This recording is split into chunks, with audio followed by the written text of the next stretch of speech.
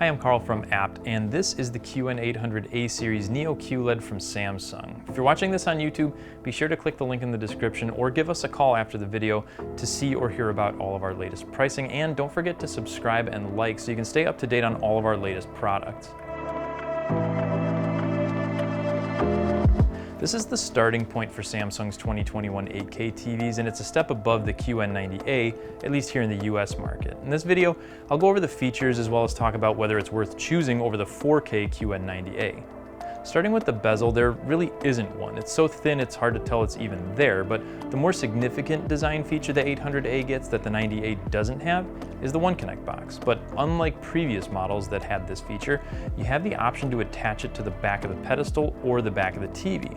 This makes installation on the wall or on a stand a lot easier. The One Connect box is also where all of your connections are going to be located, including the power supply. There are 3 USBs, 4 HDMIs with number 3 having an enhanced audio return channel, RS-232C, optical audio out, Ethernet, and an antenna input along with an ATSC 3.0 tuner for any future 4K over-the-air broadcasts. Then we have the audio, which is actually pretty impressive. It's a 4.2.2 channel system that gets a total of 70 watts of power, which is 10 more watts than you get with the 90A. It has better than average bass, and vocals come through clearly even when you're not using the dialogue enhancement feature. It also has Object Tracking Sound Plus to help the sound follow the action on the screen, and Q Symphony that can be used with compatible Samsung soundbars to incorporate the TV speakers with the soundbars. All this being said, you'll still probably want to invest in a soundbar once you see how good the picture actually is on the 800A. Another feature people using any new Samsung Smart TV, this one obviously included, is going to like is the operating system. Samsung does a nice job keeping things simple. Pressing the home button on the remote brings up a list of your favorite apps at the bottom of the screen, and if you scroll down a little further, you'll actually see additional recommended content. It's easy to use, and running through all the menus and apps is pretty smooth.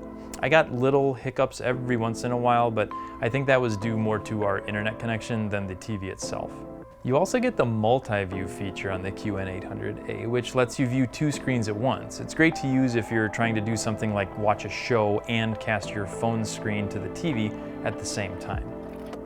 Next up is the remote. This one comes with the redesigned One remote with the little solar panel on the back to keep the internal battery charged. But if you need to charge it faster, there is also a USB Type-C connection on the bottom. It's minimal as far as buttons go, but it works really well. Now for the picture. The 800A has an 8K 120Hz panel with full array local dimming that uses mini LEDs to light the picture, plus the new Neo Quantum processor 8K.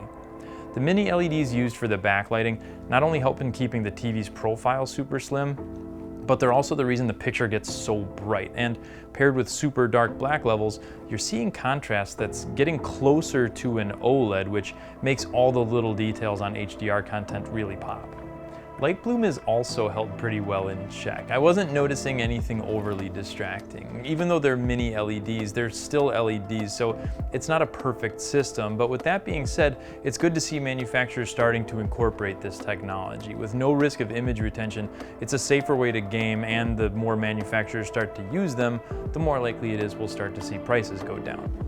Now, as far as motion goes, that's another area that the 800A has covered. Fast and slow moving objects look smooth and natural, and there's no issues really whether you're watching sports, movies, or you're just gaming.